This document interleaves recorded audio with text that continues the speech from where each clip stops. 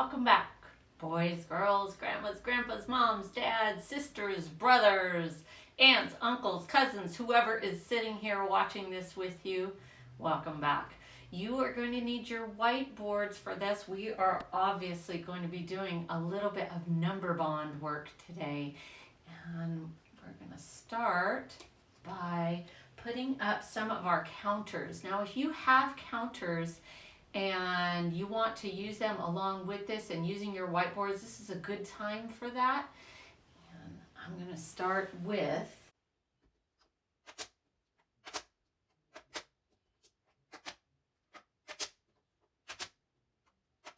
that many. So I have this many of one color and this many of the other.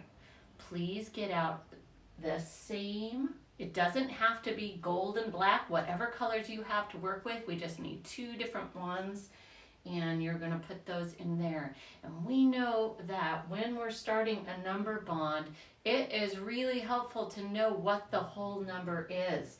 Now, when they're in an array like this, it's kind of hard to know how many of one and how many of the other. So it helps if we put them either in a line or in two lines if we're going to sort at the same time while making those groups. So I'm going to do that. I'm going to sort by color. And I'm going to make two vertical lines in graph format. We have done graphing. You guys know what that is. And you can see that we have them sorted by color and placed in a line for easier counting.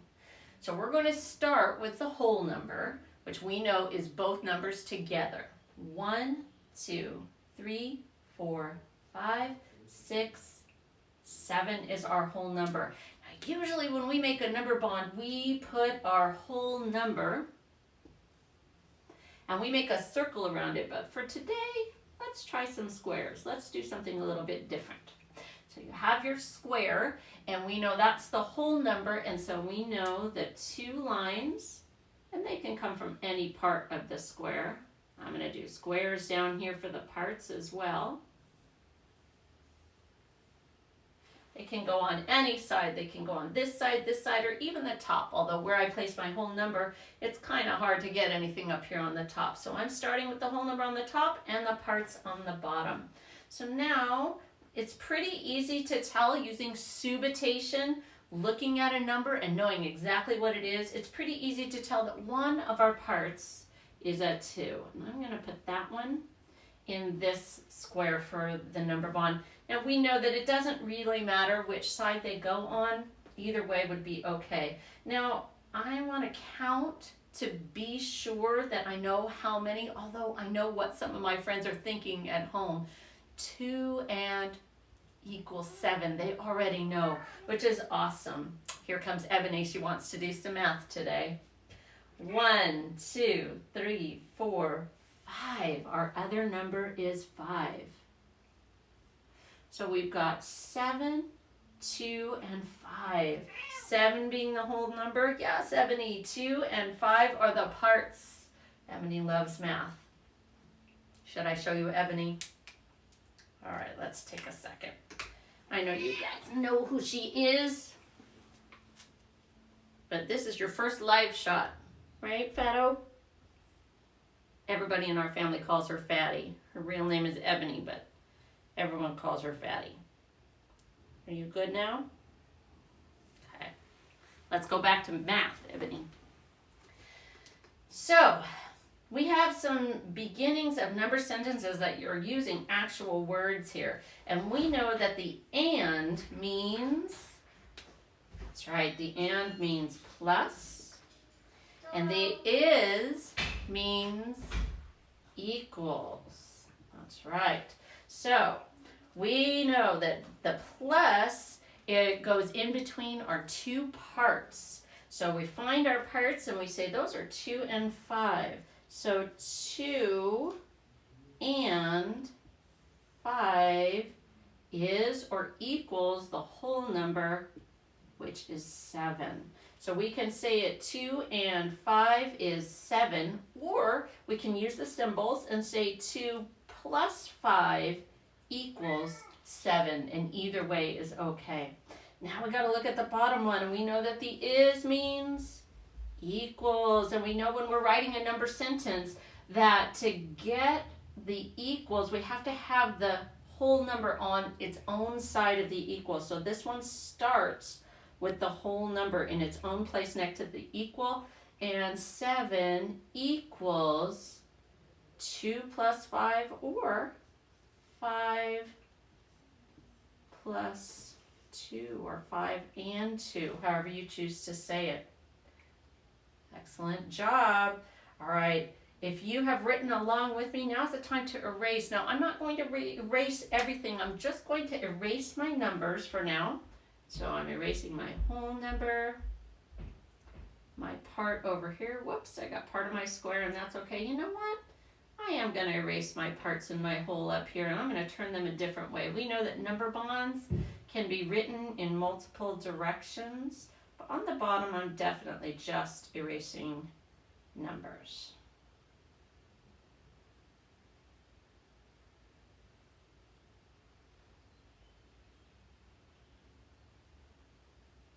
Okay. Now we already did the 2 and the 5, so I'm going to put away 2 of my black markers, and I'm going to get out 2 gold ones. Since they were sorted, I left them in vertical lines, and then we know that's going to change the number bond. So this is a pretty easy one to subitize. I can tell that my parts are 3 and 4. So I'm going to do my parts in squares today. 3 is one of my parts, and 4 is the other part. And then I'm going to put my whole number to the side and draw my lines that take my parts to my whole number. And then I'm going to count again and see what 3 and 4 together is. 1, 2, 3, 4, 5, 6, 7. A 7 again. 2 and 5 make 7, and 3 and 4 make 7. Wow. Now we need to come down to our number sentences and fill those in. I'm going to switch to my green pen so that it stands out from my black. And there's the plus, and the word and means plus. So I know that I have to do my parts here. 3 is one of my parts. 4 is my other part. 3 and 4 is, that's right, 7. Now I find the is, and I find the one that's all by itself on the side of the is, and I know that that's where my whole number is. And here, 4 and 3 are the parts. 3 plus 4 equals 7. 7 is 4 and 3. Excellent job. I'm going to erase my entire number bond again so I can do it a different direction. I'm going to erase my numbers out of my number sentence area. You do the same on your whiteboard, please.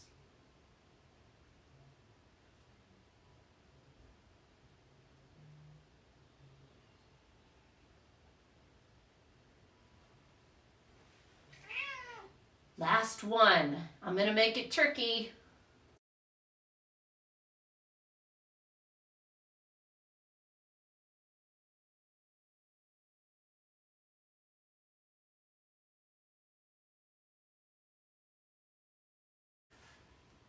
All one color. Harder to subitize. 1, 2, 3, 4, 5, 6, 7.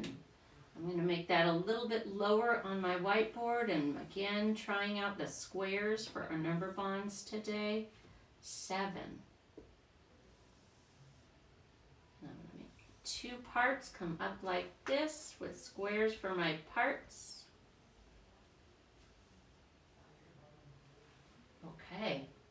ready? Here we go. We know that they are all one color, and we just counted. We know that the whole number is 7. When they are all one color, we know that that means one of our parts is 7. What's the other part? What is there? There are how many of the black ones on here?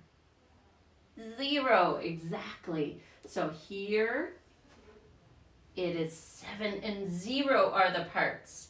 So let's see if we can get our number sentences correct. Something and something is something.